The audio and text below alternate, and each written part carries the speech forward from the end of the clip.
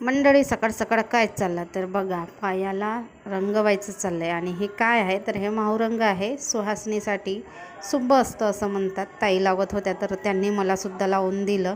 आणि संध्याकाळच्या वेळेला पाण्याच्या वड्या बनवल्या, जे की मग पानं गावावरून आणल्या होत्या. आणि इथे बघा हिरव्या बांगड्यासुद्धा भरलेल्या आहेत. आता नवरात्रीचे दिवस आहेत म्हटल्यावर भरायलाच पाहिजे.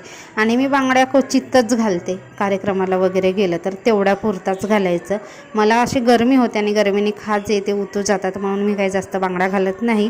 संध्याकाळचं सगळं आवरलं, स्वयंपाक वगैरे झाला आणि म्हणजे जायचं होतं आम्हाला, तर आम्ही पटपट लवकर आवरून घेतलं. आणि नंतर गेलो, इथे आमच्या बाजूला शारदा देवीची स्थापना होती तर तिथे गेलो. तसं तर वडा आहे तर कंटिन्यू जायचं असं ठरवलं आहे. तिकडून आल्यानंतर वड्या शिजल्या होत्या, वड्या फ्राय केल्या, जेवण झालं, रात्रीची भांडे रात्रीच घासली, सगळं किचन ओटा वगैरे आवरलं. रात्रीचे उपवास आहेत त्यामुळे जेवण तर जातच नाही, तिखटसुद्धा तेवढाच लागतो. आणि निधी